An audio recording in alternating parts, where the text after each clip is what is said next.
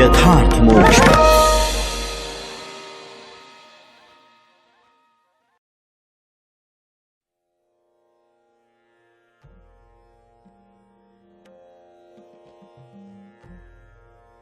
ओम नमो भगवते वासुदेवाय। श्रीमद् भागवत महापुराण तृतीय स्कंध पहला अध्याय। उद्धव और विदुर की भेंट। श्री सुखदेव जी ने कहा, परीक्षित, जो बात तुमने पूछी है वही पूर्व काल में अपने सुख समृद्धि से पूर्ण घर को छोड़कर वन में गए हुए विदुर जी ने भगवान मैत्रेय जी से पूछी थी। जब सर्वेश्वर भगवान श्री कृष्ण पांडवों के दूत बनकर गए थे, तब वे दुर्योधन के महलों को छोड़कर उसी विदुर जी के घर में उसे अपना ही समझकर बिना बुलाए चले गए थे। राजा परीक्षित ने पूछा, प्रभु, यह तो बतलाइए कि भगवान मैत्रेय के साथ विदुर जी का समागम कहां और किस समय हुआ था। पवित्रात्मा विदुर ने महात्मा मैत्रेय जी से कोई साधारण प्रश्न नहीं किया होगा, क्योंकि उसे तो मैत्रेय जी जैसे साधु शिरोमणि ने अभिनंदन पूर्वक उत्तर देकर महिमान्वित किया था। सूत जी कहते हैं, सर्वज्ञ सुखदेव जी ने राजा परीक्षित के इस प्रकार पूछने पर अति प्रसन्न होकर कहा, सुनो। श्री सुखदेव जी कहने लगे, परीक्षित, यह उन दिनों की बात है जब अंधे राजा धृतराष्ट्र ने अन्यायपूर्वक अपने दुष्ट पुत्रों का पालन पोषण करते हुए अपने छोटे भाई पांडु के अनाथ बालकों को लाक्षा भवन में भेजकर आग लगवा दी। जब उनकी पुत्रवधू और महाराज युधिष्ठिर की पटरानी द्रौपदी के केश दुशासन ने भरी सभा में खींचे, उस समय द्रौपदी की आंखों से आंसुओं की धारा बह चली और उस प्रवाह से उसके वक्ष स्थल पर लगा हुआ केसर भी बह चला। किंतु धृतराष्ट्र ने अपने पुत्र को उस कुकर्म से नहीं रोका। दुर्योधन ने सत्यपरायण और भोले भाले युधिष्ठिर का राज्य जुए में अन्याय से जीत लिया और उन्हें वन में निकाल दिया। किंतु वन से लौटने पर प्रतिज्ञानुसार जब उन्होंने अपना न्यायोचित पैतृक भाग मांगा, तब भी मोहवश उन्होंने उन अजात शत्रु युधिष्ठिर को उनका हिस्सा नहीं दिया। महाराज, युधिष्ठिर के भेजने पर जब जगत गुरु भगवान श्री कृष्ण ने कौरवों की सभा में हितभरे सुमधुर वचन कहे जो भीष्मादि सज्जनों को अमृत से लगे, पर कुरुराज ने उनके कथन को कुछ भी आदर नहीं दिया। देते कैसे, उनके तो सारे पुण्य नष्ट हो चुके थे। फिर जब सलाह के लिए विदुर जी को बुलाया गया, तब मंत्रियों में श्रेष्ठ विदुर जी ने राज्य भवन में जाकर बड़े भाई धृतराष्ट्र के पूछने पर उन्हें वह सम्मति दी, जिसे नीति शास्त्र के जानने वाले पुरुष विदुर नीति कहते हैं। उन्होंने कहा, महाराज, आप अजात शत्रु महात्मा युधिष्ठिर को उनका हिस्सा दे दीजिए। वे आपके न सहने योग्य अपराध को भी सह रहे हैं। भीम रूप काले नाग से तो आप भी बहुत डरते हैं। देखिए, वह अपने छोटे भाइयों के सहित बदला लेने के लिए बड़े क्रोध से फुफकारे मार रहा है। आपको पता नहीं, भगवान श्री कृष्ण ने पांडवों को अपना लिया है। वे यदुवीरों के आराध्य देव इस समय अपनी राजधानी द्वारकापुरी में विराजमान हैं। उन्होंने पृथ्वी के सभी बड़े बड़े राजाओं को अपने अधीन कर लिया है तथा ब्राह्मण और देवता भी उन्हीं के पक्ष में है। जिसे आप पुत्र मानकर पाल रहे हैं तथा जिसकी हां में हां मिलाते जा रहे हैं, उस दुर्योधन के रूप में तो मूर्तिमान दोष ही आपके घर में घुसा बैठा है। यह तो साक्षात भगवान श्री कृष्ण से द्वेष करने वाला है। इसी के कारण आप भगवान श्री कृष्ण से विमुख होकर श्रीहीन हो रहे हैं। अतएव यदि आप अपने कुल की कुशल चाहते हैं तो इस दुष्ट को तुरंत ही त्याग दीजिए। विदुर जी का ऐसा सुंदर स्वभाव था कि साधुजन भी उसे प्राप्त करने की इच्छा करते थे। किंतु उनकी यह बात सुनते ही कर्ण, दुशासन और शकुनी के सहित दुर्योधन के होठ अत्यंत क्रोध से फड़कने लगे और उसने उनका तिरस्कार करते हुए कहा, अरे, इस कुटिल दासी पुत्र को यहां किसने बुलाया है? यह जिनके टुकड़े खा खा कर जीता है, उन्हीं के प्रतिकूल होकर शत्रु का काम बनाना चाहता है। इसके प्राण तो मत लो, परंतु इसे हमारे नगर से तुरंत बाहर निकाल दो। भाई के सामने ही कानों में बाण के समान लगने वाले इन अत्यंत कठोर वचनों से मर्माहत होकर भी विदुर जी ने कुछ बुरा न माना और भगवान की माया को प्रबल समझकर अपना धनुष राजद्वार पर रख वे हस्तिनापुर से चल दिए। कौरवों को विदुर जैसे महात्मा बड़े पुण्य से प्राप्त हुए थे। वे हस्तिनापुर से चलकर पुण्य करने की इच्छा से भूमंडल में तीर्थपाद भगवान के क्षेत्रों में विचरने लगे, जहां श्रीहरि, ब्रह्मा, रुद्र, अनंत आदि अनेकों मूर्तियों के रूप में विराजमान है। जहां जहां भगवान की प्रतिमाओं से सुशोभित तीर्थ स्थान, नगर, पवित्र वन, पर्वत, निकुंज और निर्मल जल से भरे हुए नदी सरोवर आदि थे, उन सभी स्थानों में वे अकेले ही विचरते रहे। वे अवधूत वेश में स्वच्छंदता पूर्वक पृथ्वी पर विचरते थे, जिससे आत्मीय जन उन्हें पहचान न सके। वे शरीर को सजाते न थे, पवित्र और साधारण भोजन करते, शुद्ध वृत्ति से जीवन निर्वाह करते, प्रत्येक तीर्थ में स्नान करते, जमीन पर सोते और भगवान को प्रसन्न करने वाले व्रतों का पालन करते रहते थे। इस प्रकार भारतवर्ष में ही विचरते विचरते जब तक वे प्रभास क्षेत्र में पहुंचे, तब तक भगवान श्री कृष्ण की सहायता से महाराज युधिष्ठिर पृथ्वी का एक छत्र अखंड राज्य करने लगे थे। वहां उन्होंने अपने कौरव बंधुओं के विनाश का समाचार सुना, जो आपस की कलह के कारण परस्पर लड़ भिड़कर उसी प्रकार नष्ट हो गए थे, जैसे अपनी ही रगड़ से उत्पन्न हुई आग से बांसों का सारा जंगल जलकर खाक हो जाता है। यह सुनकर वे शोक करते हुए चुपचाप सरस्वती के तीर पर आए। वहां उन्होंने त्रित, उष्णा, मनु, पृथु, अग्नि, असित, वायु, सुदास, गौ, गुह और श्राद्ध देव के नामों से प्रसिद्ध 11 तीर्थों का सेवन किया। इनके सिवा पृथ्वी में ब्राह्मण और देवताओं के स्थापित किए हुए जो भगवान विष्णु के और भी अनेकों मंदिर थे, जिनके शिखरों पर भगवान के प्रधान आयुध चक्र के चिन्ह थे और जिनके दर्शन मात्र से श्री कृष्ण का स्मरण हो आता था, उनका भी सेवन किया। वहां से चलकर वे धन धान्य पूर्ण सौराष्ट्र, सौवीर, मत्स्य और कुरुजांगल आदि देशों में होते हुए जब कुछ दिनों में यमुना तट पर पहुंचे, तब वहां उन्होंने परम भागवत उद्धव जी का दर्शन किया। भगवान श्री कृष्ण के प्रख्यात सेवक और अत्यंत शांत स्वभाव थे। वे पहले बृहस्पति जी के शिष्य रह चुके थे। विदुर जी ने उन्हें देखकर प्रेम से गाढ़ आलिंगन किया और उनसे अपने आराध्य भगवान श्री कृष्ण और उनके आश्रित अपने स्वजनों का कुशल समाचार पूछा। विदुर जी कहने लगे, उद्धव जी, पुराण पुरुष बलराम जी और श्री कृष्ण ने अपने ही नाभि कमल से उत्पन्न हुए ब्रह्मा जी की प्रार्थना से इस जगत में अवतार लिया है। वे पृथ्वी का भार उतारकर सबको आनंद देते हुए अब श्री वसुदेव जी के घर कुशल से रह रहे हैं ना? प्रियवर, हम कुरुवंशियों के परम सुहृद और पूज्य वसुदेव जी, जो पिता के समान उदारता पूर्वक अपनी कुंती आदि बहनों को उनके स्वामियों का संतोष कराते हुए उनकी सभी मनचाही वस्तुएं देते आए हैं, आनंद पूर्वक है ना? प्यारे उद्धव जी, यादवों के सेनापति वीरवर प्रद्युम्न जी तो प्रसन्न है ना, जो पूर्व जन्म में कामदेव थे तथा जिन्हें देवी रुक्मणी जी ने ब्राह्मणों की आराधना करके भगवान से प्राप्त किया था। सात्वत, वृषणी, भोज और दाशारह वंशी यादवों के अधिपति महाराज उग्रसेन तो सुख से है ना, जिन्होंने राज्य पाने की आशा का सर्वथा परित्याग कर दिया था, किंतु कमल नयन भगवान श्री कृष्ण ने जिन्हें फिर से राज्य सिंहासन पर बैठाया। सौम्य, अपने पिता श्री कृष्ण के समान समस्त रथियों में अग्रगण्य श्री कृष्ण तनय सांब सकुशल तो है ना? ये पहले पार्वती जी के द्वारा गर्भ में धारण किए हुए स्वामी कार्तिक हैं। अनेकों व्रत करके जामवती ने इन्हें जन्म दिया था। जिन्होंने अर्जुन से रहस्य युक्त धनुर्विद्या की शिक्षा पाई है, वे सात्यकी तो कुशल पूर्वक हैं। वे भगवान श्री कृष्ण की सेवा से अनायास ही भगवत जनों की उस महान स्थिति पर पहुंच गए हैं, जो बड़े बड़े योगियों को भी दुर्लभ है। भगवान के शरणागत निर्मल भक्त बुद्धिमान अक्रूर जी भी प्रसन्न है ना, जो श्री कृष्ण के चरण चिन्हों से अंकित वज्र के मार्ग की रज में प्रेम से अधीर होकर लौटने लगे थे। भोजवंशी देवक की पुत्री देविकी जी अच्छी तरह है ना, जो देव माता अदिति के समान ही साक्षात विष्णु भगवान की माता हैं। जैसे वेदत्रयी यज्ञ विस्तार रूप अर्थ को अपने मंत्रों में धारण किए रहती हैं, उसी प्रकार उन्होंने भगवान श्री कृष्ण को अपने गर्भ में धारण किया था। आप भक्तजनों की कामनाएं पूर्ण करने वाले भगवान अनिरुद्ध जी सुखपूर्वक है ना, जिन्हें शास्त्र वेदों के आदि कारण और अंतःकरण चतुष्टय के चौथे अंश मन के अधिष्ठाता बतलाते हैं।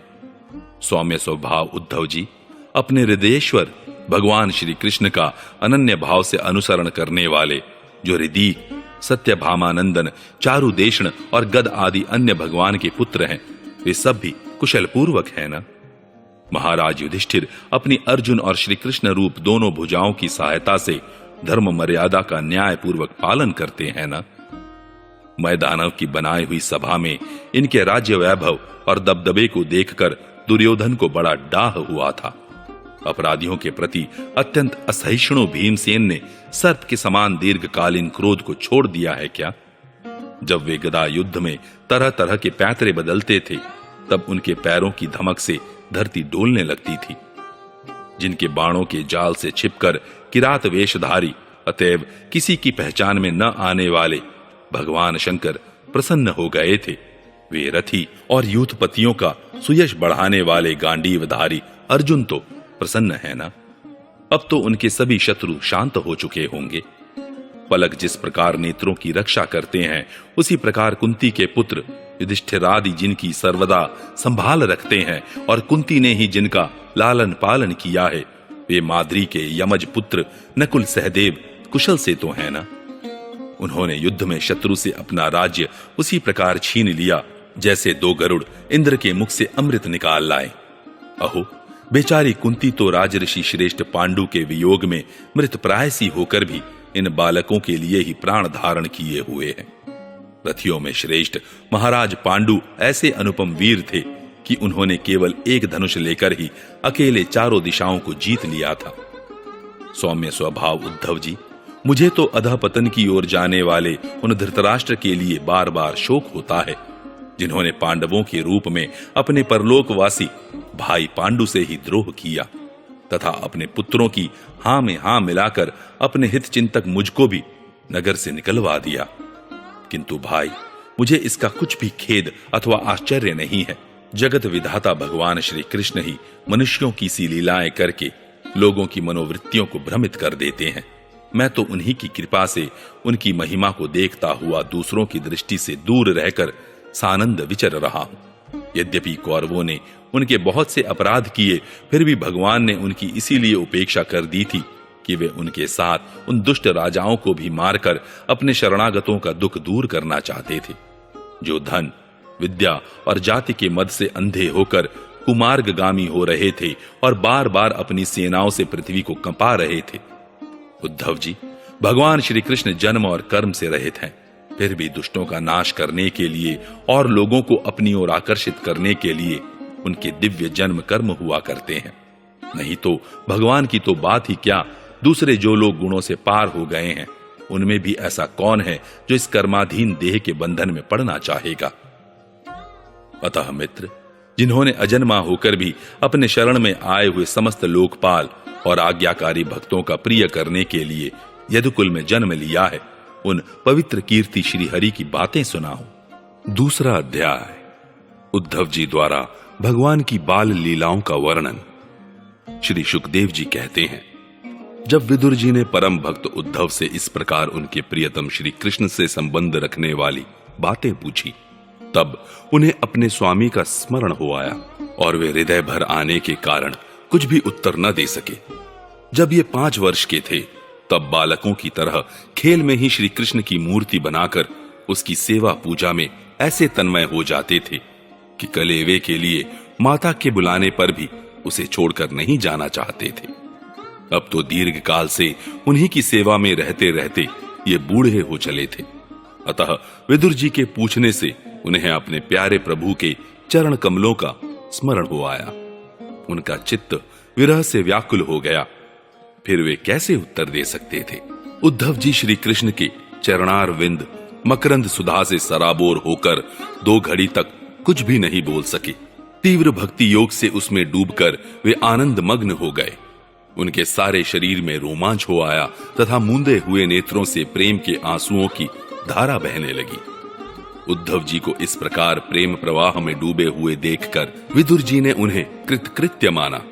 कुछ समय बाद जब उद्धव जी भगवान के प्रेम धाम से उतरकर पुनः धीरे धीरे संसार में आए, तब अपने नेत्रों को पोंछकर भगवत लीलाओं का स्मरण हो आने से विस्मित हो विदुर जी से इस प्रकार कहने लगे। उद्धव जी बोले, विदुर जी, श्री कृष्ण रूप सूर्य के छिप जाने से हमारे घरों को काला रूप अजगर ने खा डाला है। वे श्रीहीन हो गए हैं। अब मैं उनकी क्या कुशल सुनाऊं? ओह, यह मनुष्य लोग बड़ा ही अभागा है। इसमें भी यादव तो नितांत भाग्यहीन है। उन्होंने निरंतर श्री कृष्ण के साथ रहते हुए भी उन्हें नहीं पहचाना। जिस तरह अमृतमय चंद्रमा के समुद्र में रहते समय मछलियां उन्हें नहीं पहचान सकी थीं। यादव लोग मन के भाव को तोड़ने वाले, बड़े समझदार और भगवान के साथ एक ही स्थान में रहकर क्रीड़ा करने वाले थे। तो भी उन सब ने समस्त विश्व के आश्रय सर्वांतर्यामी श्री कृष्ण को एक श्रेष्ठ यादव ही समझा।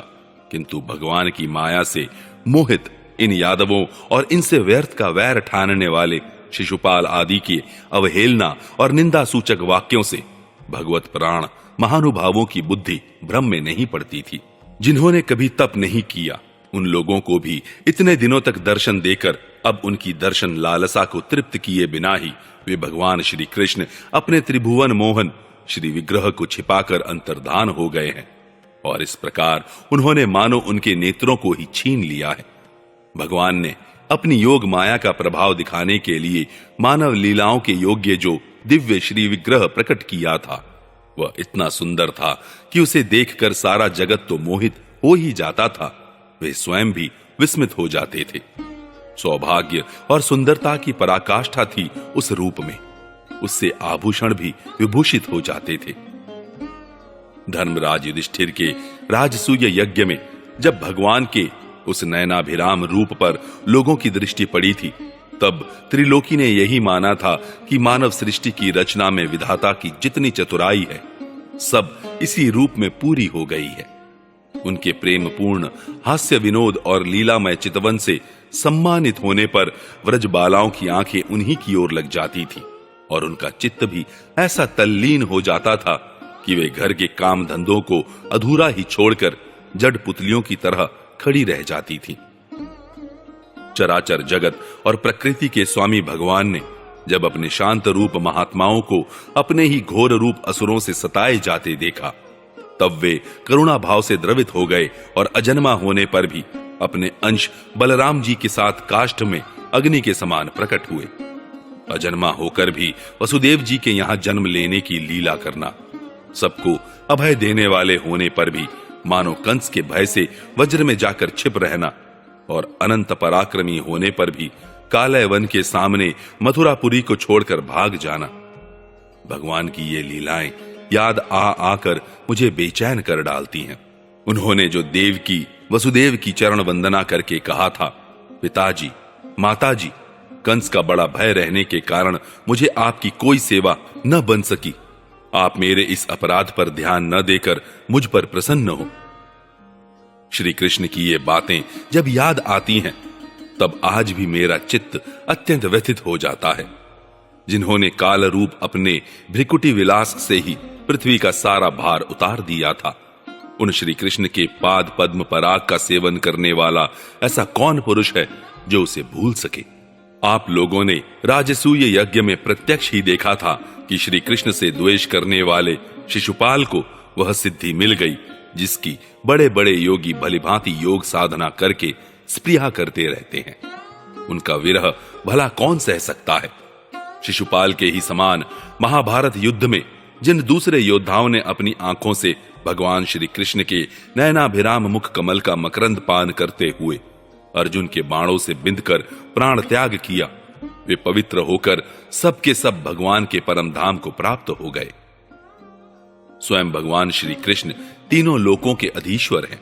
उनके समान भी कोई नहीं है, उनसे बढ़कर तो कौन होगा। वे अपने स्वतः सिद्ध ऐश्वर्य से ही सर्वदा पूर्ण काम हैं। इंद्रादि असंख्य लोकपालगण नाना प्रकार की भेंटें ला लाकर अपने अपने मुकुटों के अग्रभाग से उनके चरण रखने की चौकी को प्रणाम किया करते हैं। विदुर जी, वे ही भगवान श्री कृष्ण राज सिंहासन पर बैठे हुए उग्रसेन के सामने खड़े होकर निवेदन करते थे, देव, हमारी प्रार्थना सुनिए। उनके इस सेवा भाव की याद आते ही हम जैसे सेवकों का चित्त अत्यंत व्यथित हो जाता है। पापिनी पूतना ने अपने स्तनों में हलाहल विष लगाकर श्री कृष्ण को मार डालने की नीयत से उन्हें दूध पिलाया था। उसको भी भगवान ने वह परम गति दी जो धाय को मिलनी चाहिए। उन भगवान श्री कृष्ण के अतिरिक्त और कौन दयालु है जिसकी शरण ग्रहण करे। मैं असुरों को भी भगवान का भक्त समझता हूं, क्योंकि वैर भाव जनित क्रोध के कारण उनका चित्त सदा श्री कृष्ण में लगा रहता था और उन्हें रणभूमि में सुदर्शन चक्रधारी भगवान को कंधे पर चढ़ाकर झपटते हुए गरुड़ जी के दर्शन हुआ करते थे।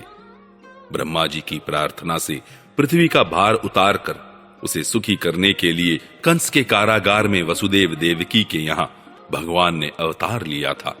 उस समय कंस के डर से पिता वसुदेव जी ने उन्हें नंद बाबा के व्रज में पहुंचा दिया था। वहां वे बलराम जी के साथ 11 वर्ष तक इस प्रकार छिप कर रहे कि उनका प्रभाव वज्र के बाहर किसी पर प्रकट नहीं हुआ। यमुना के उपवन में जिसके हरे भरे वृक्षों पर कलरव करते हुए पक्षियों के झुंड रहते हैं, भगवान श्री कृष्ण ने बछड़ों को चराते हुए ग्वाल बालाओं की मंडली के साथ विहार किया था। वे व्रजवासियों की दृष्टि आकृष्ट करने के लिए अनेकों बाल लीला उन्हें दिखाते थे। कभी रोने से लगते, कभी हंसते और कभी सिंह शावक के समान मुग्ध दृष्टि से देखते। फिर कुछ बड़े होने पर वे सफेद बैल और रंग बिरंगी शोभा की मूर्ति गौओं को चराते हुए अपने साथी गोपों को बांसुरी बजा बजा कर रिझाने लगे। इसी समय जब कंस ने उन्हें मारने के लिए बहुत से मायावी और मनमाना रूप धारण करने वाले राक्षस भेजे, तब उनको खेल ही खेल में भगवान ने मार डाला, जैसे बालक खिलौनों को तोड़ फोड़ डालता है।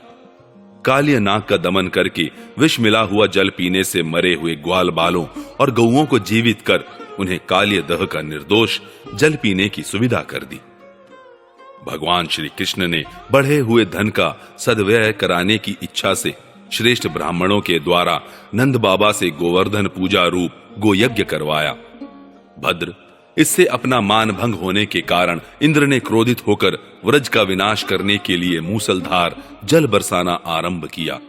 तब भगवान ने करुणावश खेल ही खेल में छत्ते के समान गोवर्धन पर्वत को उठा लिया और अत्यंत घबराए हुए व्रजवासियों की तथा उनके पशुओं की रक्षा की।